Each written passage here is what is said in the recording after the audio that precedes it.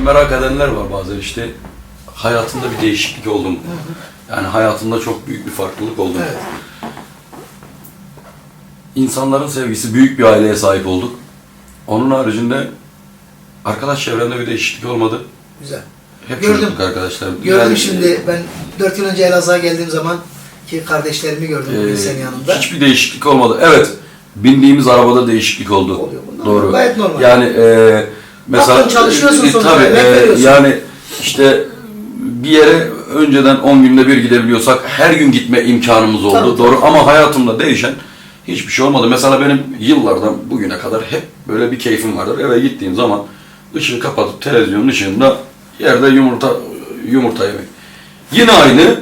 Yine değişen bir şey Dün yok. de aynıydı, Evet. bugün de aynı. Bundan ötesine de geçmeyecek, bundan Evet. ötesine de değişmeyecek. Çünkü şuna inanıyorum, dedik ya dede işte, benim bugünümde yanımda olan değil, Geçmişte benim yani. yıllarca yanımda olan, benim her şeyimi bilen, yani Uygar, Doğanay değil de uygar olarak sevenler. tabii mesela şeye dönüyoruz, diyoruz ki mesela bir insan mesela hayal eder işte güzel arabalara bineyim, lüks arabalara bineyim, işte güzel kıyafetler, işte insanlar güzel görsünler. Ya beni şimdi bilen adam o arabayı görse ne olur, görmese olur. Ben arkadaşımla o arabaya bindiğimde makara yapabileceksen bana o araba keyifli gelir zaten yani. Onun haricinde yenilik aradığın zaman hep bir bataklığa düşüyorsun, buna inanıyorum. Yenilik aradığın zaman hep bir bataklığa düşüyorsun. Yeni bir adam tanıyorsun, başka ortamlarda gözünü açıyorsun, başka şeyler yaşıyorsun. Yani gelecek arkadaşlarımıza onu da uyaralım dostlar. Kardeşlerim, gittiğiniz programlarda, gittiğiniz şehirlerde tanışacağınız çok insanlar olacak. Yani en üstünden en altına tanışacağınız çok insanlar olacak ama siz olun, beraber yol yürüdüğünüz insanların dışında bir ortamda çok fazla bulunmayın. Çünkü önümüzde çok büyük örnekler var. Evet. Hep insanı probleme, sıkıntıya götür. Doğru. Peki mesela Hüseyin Doğanay, Allah rahmet eylesin, büyük ozan, büyük usta. Ona hiç türkü söyledin mi veya onunla hiç böyle meşk yapabilme şansın Tabii, oldu şimdi mu? zaten benim dedem Hüseyin Doğanay 7 yaşında Tunceli Zankirek köyünde, Karaçavuş köyünde su çiçeğinden 2 gözünü kaybetmiş bir adam. 16 yaşında bir curra bağlamayla evden ayrılıyor. Kolunda 7 yaş küçük Seyfi Doğanay. Köyden ayrılıyor. 22-23 yaşında sanıyorum 22-23 yaşında köye döndüğü zaman gayet bakımlı bir adamdı. Yani kendine çok bakmayı severdi. Protokol bir adamdı. Hani tabiri caizse protokol bir adamdı. Daha sonra tabii işte biz olunca dedemle sürekli gezerdik. Dedemin ya ben ya da abim dedemin yanındayım. Mesela Seyfi amcamdan sonra babamlar devralmış. Babamlardan sonra biz mesela tabii sürekli gezerdik dedemin bulunduğu bütün ortamlara. Ya ben ya abim giderdik. Dedemin sanat anlayışı, müzik anlayışı biraz farklıydı. Onun ağıtlar, geçmişler, işte geçmişte yaşananlar, problemler, sıkıntılar. Evet, tarihi anlatıyor. Tabii tarihi anlatan bir müzik adamdı yani. ve çok zeki bir adamdı. Mesela şeydi dede, derler mesela hani ama mesela gözü görmüyor ama ya işte nasıl, benim dedem mesela arabaya bindiği zaman derdi bana tabelaları okuyun. Biz tabelaları okurduk. O bize yolu tarif ederdi. Buradan gideceksiniz, buraya gideceksiniz. Aynı zamanda benim dedem Hüseyin Doğanay telefon santrallerinden, devlet su işlerinden emekli bir adamdır. Kimse telefon kullanamazken mesela o Nokia'lar yeni çıkmış diye mesela kaydediyorum. Şerif Kayran kaydettim diyor ki mesela orada altta şeyler yazardı, numaralar işte 39. sırada mesela. Unutmazdım mesela 500 tane hafızasındayım mesela. 39 kare Şerif Kayran. 11 kare Uygar Torunum. 12 kare işte Ahmet Mehmet arardı, konuşurdu, öyle bir adamdı. Tabii sazına çok değer verdi. Dedemin sazı hala bendedir. Mesela sazını kimsenin eline vermezdi. Sıcakta tutmazdı, soğukta tutmazdı. Öyle bir adamdı. Mesela sazını bir tek bizim elimize verirdi. Al hele diyordu, lacım diyordu, bizim oraların konuşması vardır. Al hele lacım, hele çalabiliyor musun falan filan. Ben elime alıyordum. Arabesk söylemeye başladım. Ne oğlum bırak.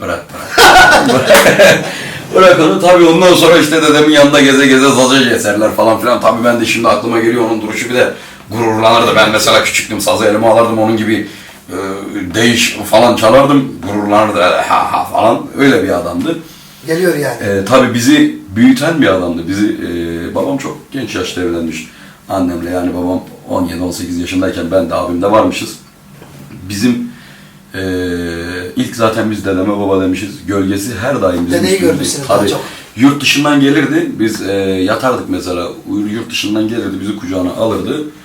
Derdi öyle şort giydin, onlar bir gelsin. Dizlerimizi elleriyle, kollarımızı kontrol ederdi. Yara var mı yok mu?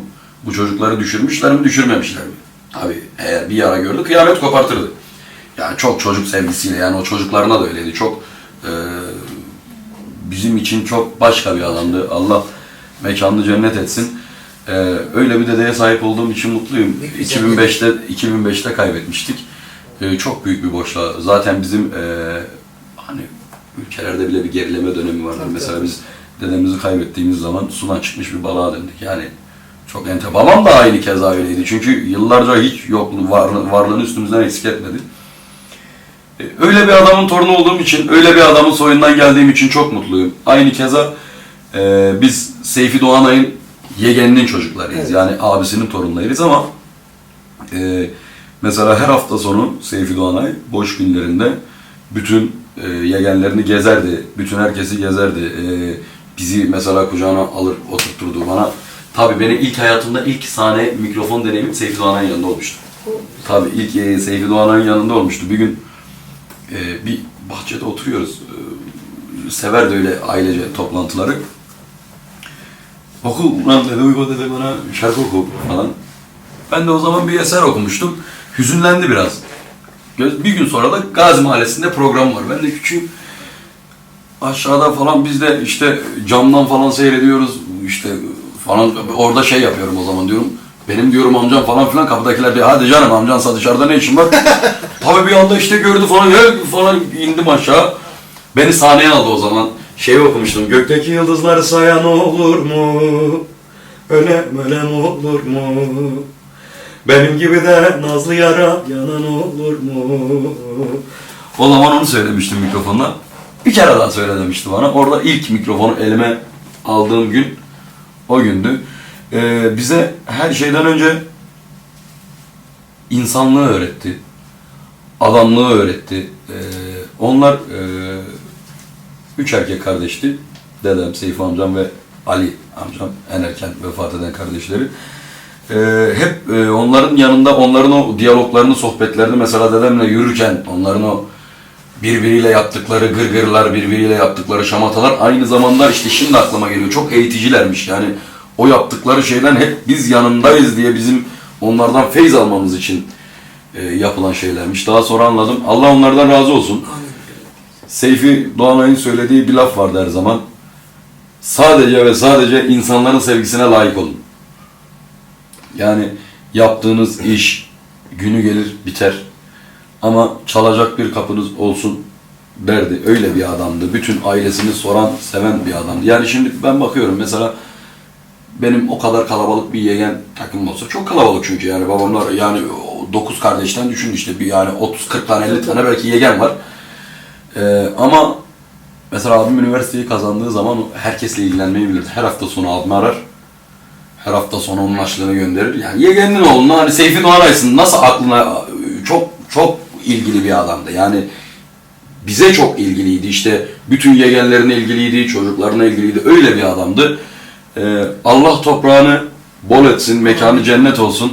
Onun da kaybı tabii büyük bir gölge gidiyor üstünde bir anda yani gölge yok oluyor.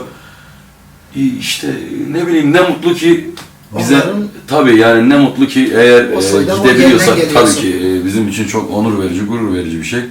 Yani bu camiada, sanat camiasında bizden olmayan da çok insan var aslında. Tabii ki. Bizden olmayan da çok insan var. Her gün bir tane Doğanay çıkıyor. Her gün bir tane Doğanay çıkıyor. Ve yapılan yanlış hareketler bize mal oluyor. Şimdi ben bir yerde bir hareket yaptığım zaman Uygar Doğanay yaptı değil de Doğanaylar yaptı olur. Doğru. Yani Doğanaylar yaptı olunca bu da hepimize yansır. O insanların bize bıraktığı bu soy ismi, zor bıraktığı bu ismi ki Şerif abi çok öncesini bilir Seyfi amcamın.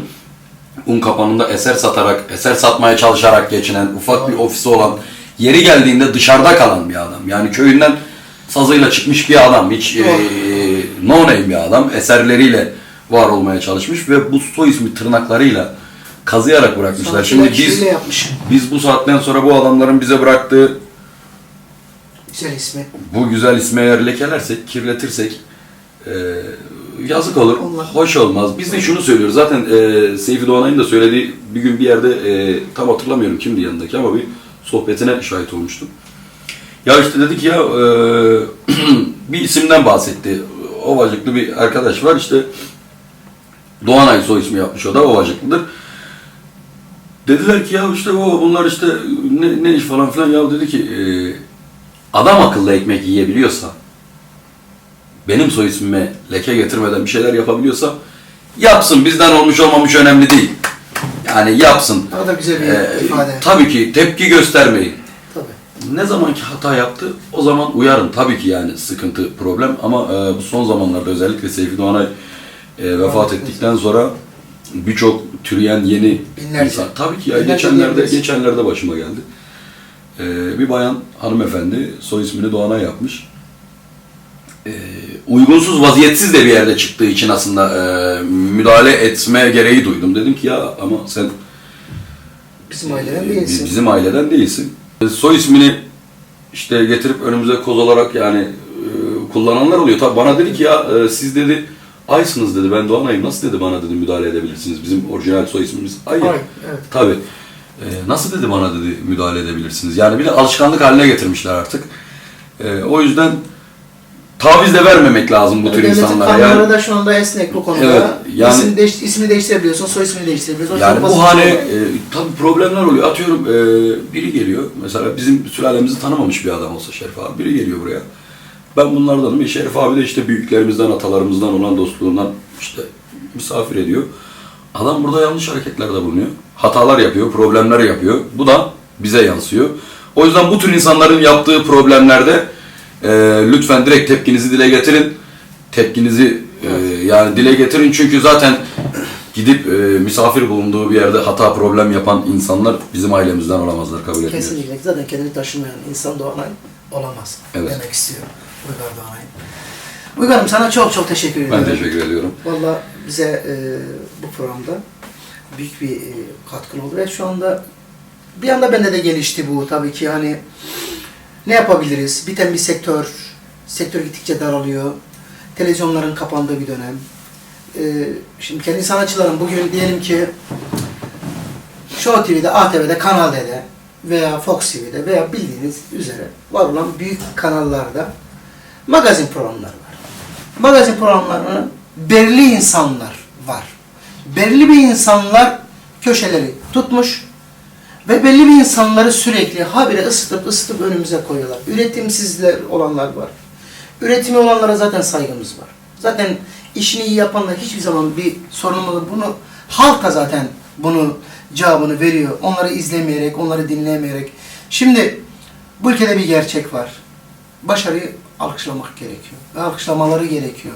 Yani o büyük TV'lerin, büyük kanalların da bir şekilde artık yüzünü yeni gelen jenerasyona dönmeleri gerekiyor. Bugün yaptığı eserlerle milyonlarca dinlenen, milyonlarca izleyiciye ulaşmış insanlar var bu ülkede. Yani bir şekilde onlara da adaletli davranması gerekiyor. Zaten günümüz sektöründe artık onlar da bir şekilde dijitale dönecekler. Onlar da bir şekilde Dönmek zorunda kaldılar. Kaldılar bir şekilde. Dönmek zorunda kaldılar. Şimdi bize istedik ki burada madem öyle bir durum var, madem siz hala bizi görmemezlikten geliyorsunuz, bu kadar yaptığımız işlere, bu kadar güzel işlere rağmen, bu kadar yaptığımız başarılı çalışmalara rağmen, bu kadar değerli sanatçıları ülke toplumuna kazandırmamıza rağmen, bu kadar değerli sanatçılar varlar, hala görmüyorsunuz. Biz de bunları size izletmeye ve göstermeye devam edeceğiz. Yani şunu da söyleyelim, bu konuda mütevazılık yapmayacağım. Evet. Biz Türkiye şartlarında şu anda ilk 3'e girebilecek bir şirketiz. Evet. Bütün sanatçı arkadaşlarımız yani belli bir kesimin sevdiği A sınıfı denilecek sanatçıların hepsi bizim şirketimizdedir. Evet, birlikte çalışıyoruz. Tabii birlikte yani bizim şirketimizde öyle işte şey gibi hesaplamayın. Şirkettir herkes gelmiş hiç öyle değil. Yani derdi problemi olan bizim bir karargahımız vardır. Ofisimiz, ofis bizim toplanma yerimizdir. Şimdi kapanan kanallardan kaynaklı. Şimdi herkes sosyal medyada kozunu paylaşmak zorunda kalacak. Aynen öyle.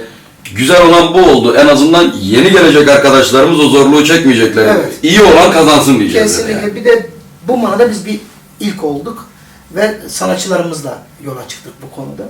Uygar'ın da sağ olsun bugün geldi. Değerli zamanını bize ayırdı. Evet. Çok teşekkür ediyorum ona. Ben teşekkür ederim. Önümüzdeki haftalarda sürprizlerle devam edeceğiz.